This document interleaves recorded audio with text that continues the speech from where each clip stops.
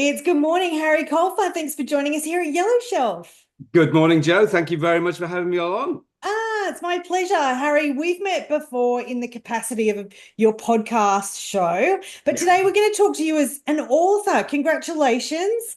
Oh, thank you. Specifically, today we're going to talk about one of your books, The Collected Tales. What does the Yellow Shelf audience need to know about your book?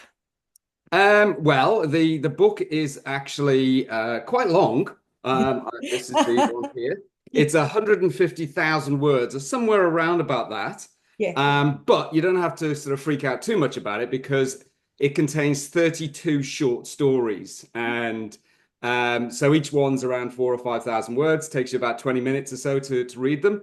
They're all complete, and you can read them in any order. So you can just pick up the book, read one of the stories, whichever one takes your fancy. The reason they're numbered, but the only reason they're numbered is that they're based on the emergency codes that we use to code emergency calls, because Yeah. I'm a paramedic and I write about a paramedic working in Brisbane. And as you can see, it's like a fine wine in Yes. the fact it's got little medals on it. And so Yeah. you always pick up the fine wines or the wines with the medals on that are You cheap. do. And here you go.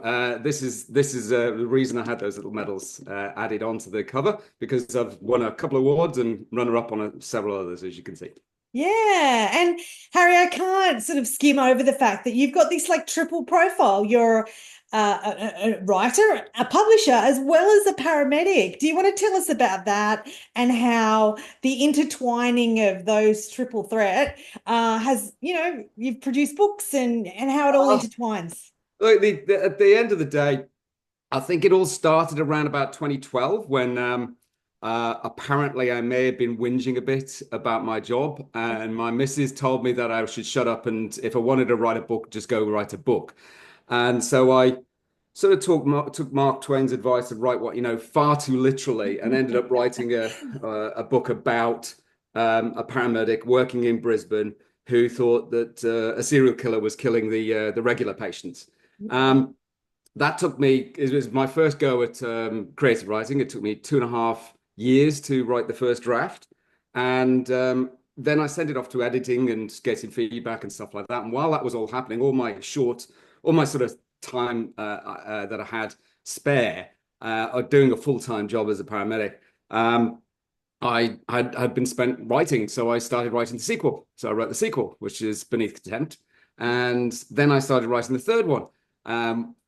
Editing takes a while. The second one was took me only 5 months because it's much more of an action thriller, so it's very much sort of like sequential. And then I had this crisis of confidence.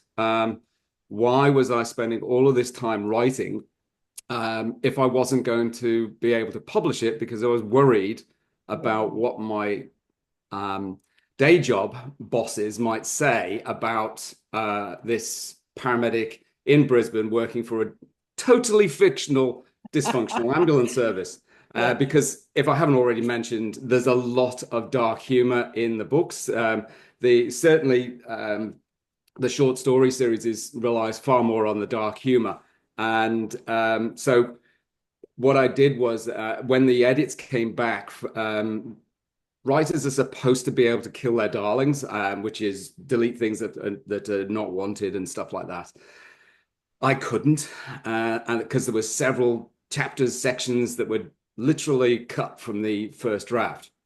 And so I came up with this idea of rewriting them as short stories and then drip feeding them as ebooks to see how my bosses reacted to this fictional storyline. And yeah, so that's where it all started. And then I came up with this really crazy idea of writing one for each of the emergency codes, Yeah. and didn't do the maths, because 4 or 5 thousand words per short story with Yeah. 32 short stories starts to add up a bit. So it took me around 6 years to complete. Wow. And as I say, they because I randomly picked one of the codes to write about, Yeah. no connection between each of the stories. I just did them, whichever one took my fancy, or generally the stories have one sort of patient involved. And obviously I keep it, there's no sort of patient confidentiality sort So, of issues or anything like that. yeah. because it is so fictionalized. Yes.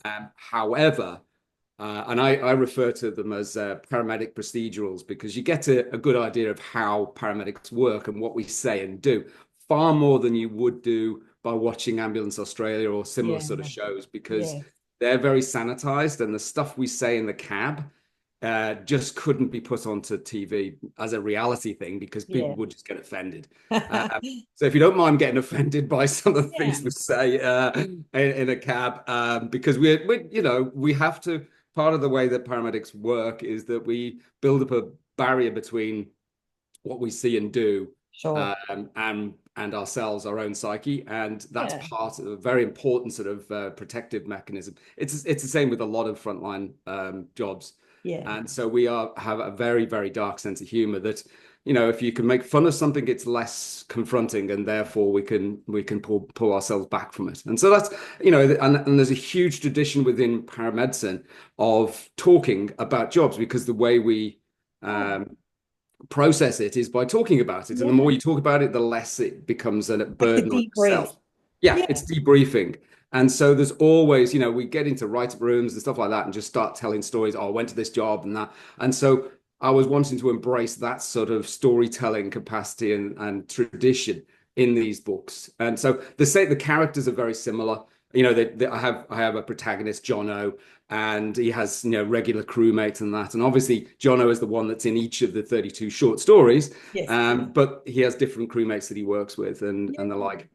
And so because these books were brought or these short stories were literally part of the first draft of Dead Regular, Yeah. it just continues on. So these are effectively prequels to the novel series. Yeah. What a great journey story as a paramedic slash writer, publisher.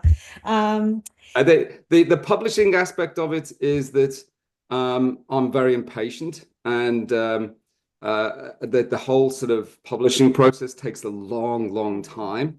And one of my short stories won a adaptable, which meant that you could go to the Gold Coast Film Festival, hard to say, Gold Coast Film Festival, and sort of pitch to TV yeah. and movie producers with your idea for these stories. Anyway, it was 2020, and unfortunately, there was a little bit of a hiccup Yeah. for society, and Yeah. so the film festival was canned, literally, Yeah. and what it ended up as was Zoom conferences or Zoom calls that were 15-minute Zoom calls with these different producers and the like. Unfortunately, nobody knew at that time how to use Zoom, and my internet was rubbish. And so my 15-minute pitch turned into like about 8 to 10 minutes of tech issues and often a 5-minute phone call at the end of it because we couldn't get the tech sorted out. Mm. Um, I did have one studio online for about 5 months or more, and then eventually they decided, oh look, we'd rather do it I think it would be better suited as a book. And so Mm. at that point, I just went, you know what, I can't go through this again Yeah. with the publishers. I'm Yeah. just going to go and have a go at Yeah. self-publishing because I already had this rather polished manuscript by that time because Yeah. effectively it was 8 years after I'd started writing it that I Yeah. had the novel, and then it was just a case of I'll stuff it. I've been doing all of these ebooks, drip feeding them. Yeah. Why not give it a go with an actual novel and print that? And so that was really where it came from, is that I'd already got through a lot of the whole process of how to get ebooks out, Yeah. and it was a bit of a no-brainer to just have a go at doing self-publishing and see how it went. Yeah, and look, so many people are self-publishing, indie publishing, whatever you want to call it. It's a great move for authors. Harry, just finally, if people are curious, you have a fabulous website. Point us in the direction. Where do we go to find out about these books, or specifically about the collected tales? Well, all of my books are on my website, Yeah. harrycolfer.com, which isn't that difficult. It's one of the reasons I picked it is a pseudonym because I'm a paramedic still working. Well, I'm on my sabbatical at the moment. Yeah. And yeah, so I had to have a pseudonym to give that sort of like a bit of a Yeah. separation. And also it meant that the domain name was very easy to pick up. So I was able to get the .com with my name. Yeah.